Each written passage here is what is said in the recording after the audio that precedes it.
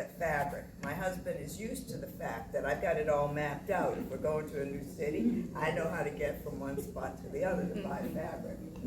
I've been quilting since the 1980s. I started my sewing journey in elementary school in a home ec class where we made, I think we made an apron and we made a little bag, and I monogrammed my initials on the bag using gingham fabric. I remember it was a big deal. Then I got a Barbie doll, and my parents wouldn't buy me all those clothes that they sold for a gajillion dollars. Instead, they got me a sewing machine, some needles, and some thread and fabric. And so I started making stuff for Barbie. Then I transitioned to making clothes for myself, but I don't know about you all, but when I go shopping, I might bring, I don't know, 3 or 4 things into the dressing room, and I only come out with one that looks good. It's horrible when you spend all that time sewing something, and you try it on, and you don't like it.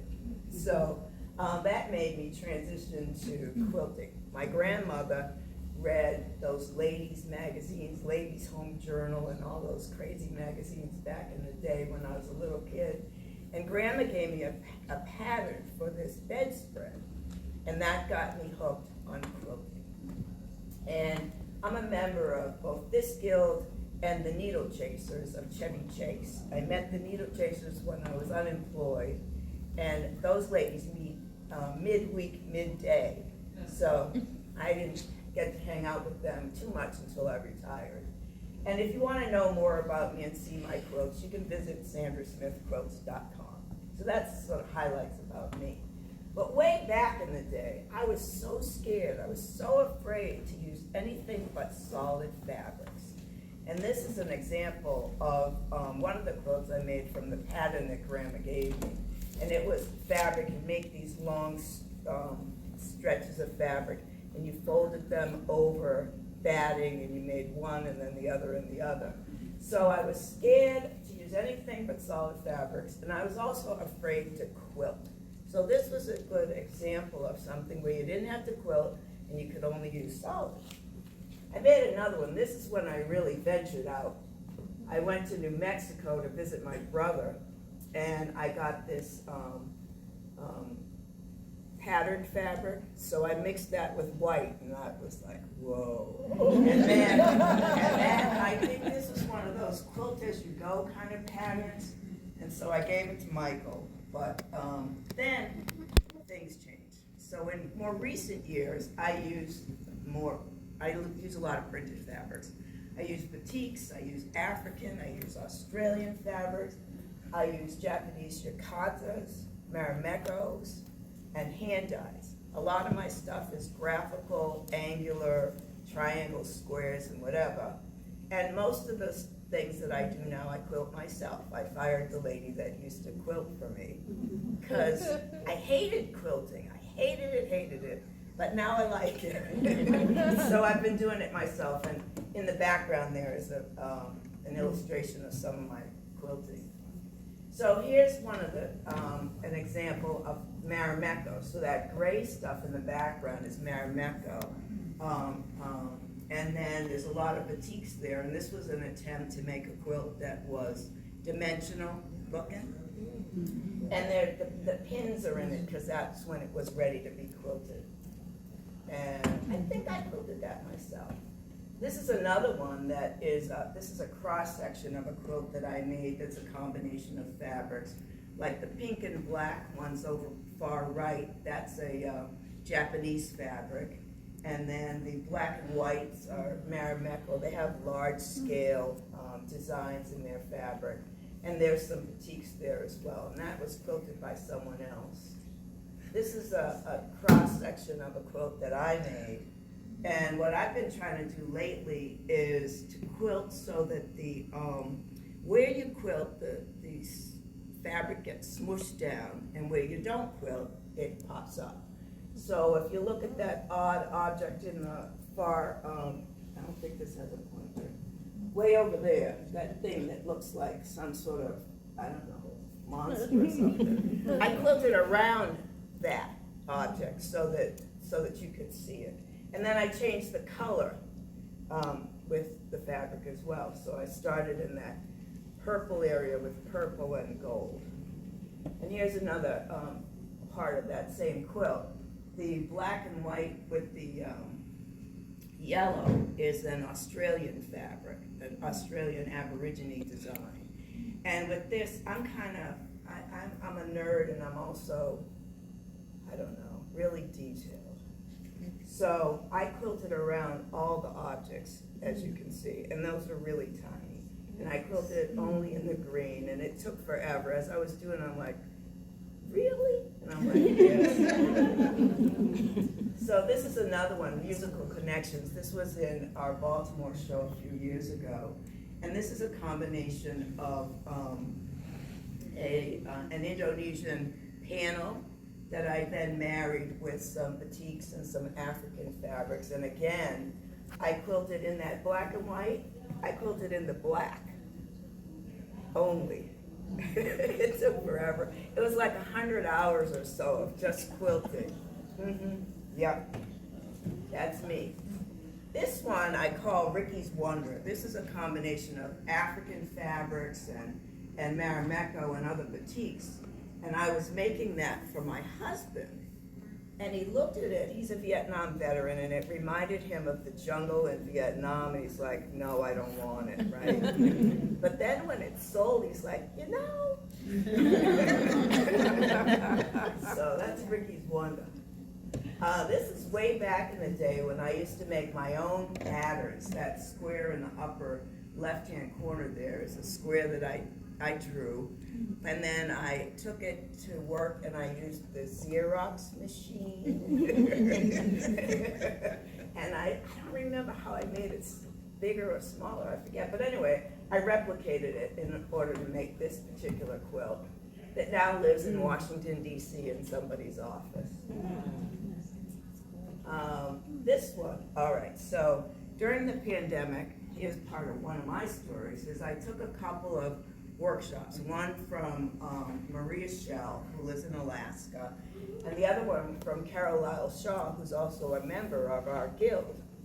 And it was back-to-back, 2 weeks in a row. Both of them, we had homework, and we had to then, it was all on Zoom, and we had to show stuff to people each time that we met. And Carol's workshop was all about using sort of curved shapes and some solid fabrics integrated here and there with some pattern fabrics. And so these are two quilts that were the result of that. The one on the far left there, it was going to be a big square, but I decided I didn't want a square. Sometimes when people want to buy things from you, they don't have a big old wall. So long and thin is the way I went. And there were wildfires in California at that time. So I used the dyed fabric that looked kind of like fire, etc. So one is Peaceful Water, and the other one's Wildfire. So Maria Schell's workshop was, all right, so pick a bunch of colors, get your palette together, but use colors that you don't typically gravitate to.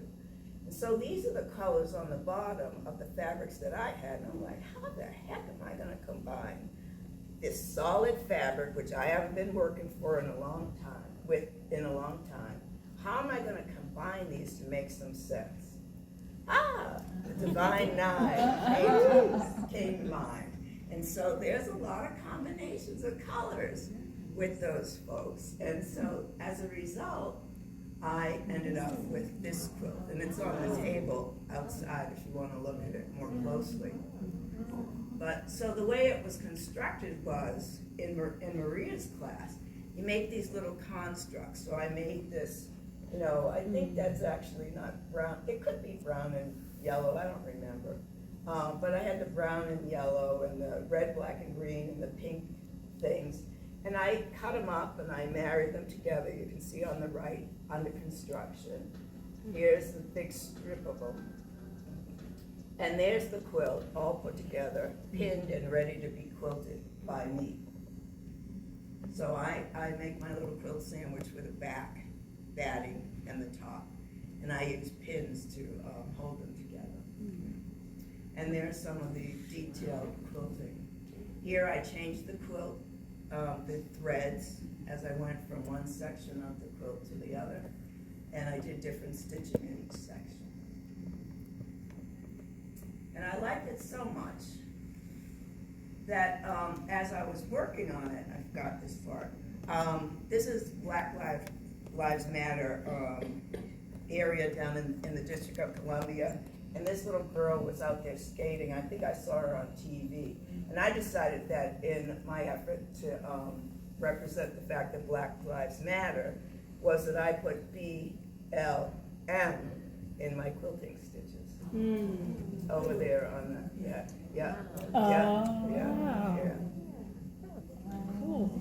Yeah, it's kind of like tricky. Yeah. And then I got excited and I made a second one. And it lives up here in Baltimore. Oh, nice. That's nice. So another course that I took was from this woman, Sheila Frampton Cooper. I think she lives in California. And again, it was solid fabrics, and my head doesn't think that way. Well, it does now, but it didn't then. So there was my colors that I was going to use. And there's the quilt that I did under construction. And the whole challenge here was to take a shape, and I used that sort of curvy melon shape, and replicate it multiple times on the piece. And so there it is under construction. Wow. There it is, quilted and ready to go. On the right-hand side, I had that part that was sticking out, but you know, when things don't work, you don't do it. So I cut it off. And here's the quilt. So the quilt was made, it was on exhibit at a show, and a lady bought it, but she couldn't handle the up and down, so we went horizontal. So Melon's is now a horizontal piece, not a vertical piece. Another class that I took from Sheila was take a picture and take that picture and use it as inspiration for what you're going to do. And I just really loved this reptile guy. He's not showing up that well in this picture, but he's got really cool colors, and they're not colors that I typically gravitate toward. And so what I did is I took parts of him in order to create the quilt, and it's also on the table out there. But I liked that stripe that he had with the little spines and the little blue dots on it, so I focused on that. Then he had this really weird eyeball, and he had all these dots on him, and then he had this section that, are you getting creeped out? He had these bubbly things on his skin. So I made a sketch of him. And I keep track of my time when I'm working. So on the right-hand side there, I spent a couple of hours one day and a couple hours the next day working on this thing. And there it is, I'm working on it, and I've got my little pictures and my stuff on the wall, and it's coming along. But then I changed my mind about what's happening, because stuff happens, and then I kind of went with that, and there's the finished reptile. I liked him, but he was kind of small, so I decided to make another one that's bigger. So the big one's on the table, and I like him. And there it is. I do all my quilting on my home sewing machine. And there it is, with all its pins. And there you can see the relative sizes of the two of them. Yeah. How are you doing it? Edges? Is it raw edge? Is it? No, it's a bound edge. Oh. They're bound. Yep. Yeah. What, you mean the applique or the quilt itself? The quilt is bound. But the applique is raw I'm edge? talking about the edges of the. Of the zigzag? Oh, it's all raw edge. Yeah. So this was done using. I think I have a picture coming up, but yeah, that was all raw edge. And it's fused. So this was another one, I call it Tucson Sunset, and it was inspired by the picture on the right-hand side. And it was also inspired by what's on the left-hand side, which was some colors that I glued them on a piece of paper. I took a class up in Connecticut once on just colors and how to get colors and blah, blah, blah, blah, blah. So that has been just sitting around forever. So I decided I would use the picture on the right and the colors on the left. And then I drew shapes from the picture and came up with my design on the left. And it got complicated. And then it got not so complicated. And then we're moving along. And then we're moving along, but we're trying to figure out how to make it work. And then I made my little, constructs of just these colors. And it got really complicated. And then I decided, no, enough already. And I made it much simpler. And here are some pictures of while I was quilting it. So then, a lot of us, and thank you all who took some of those bags of fabric that I had up there, because I have so many, just stuff. So I had this can of fused fabric, which when I say fused, I use this stuff called Wonder Under. And Wonder Under has a sticky side, so if you stick it down on a piece of fabric like that and you iron it, then it'll stick to other things. And so I had these 2 cans of all this Wonder Under fabric in a big old mess, and I decided, all right, you gotta do something with this. So I started organizing it by color. And I finally got them all organized. And then I decided I had some that were batiks and some that were Japanese yukata fabrics. And so I took the batiks and I put them on muslin and I just stuck them up there, ironed them up there, fused them up there. Then I took my yukatas, they were all in a big old pile, and I had to put Wonder Under on these. But I started working through those. And there's everybody ready to be quilted.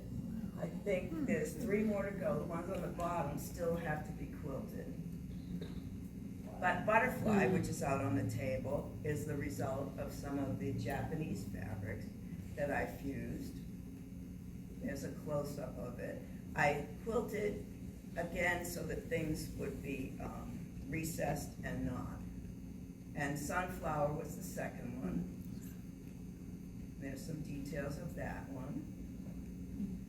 And this one's called Yellow Flowers, because there's 2 big yellow flowers. I couldn't think of any,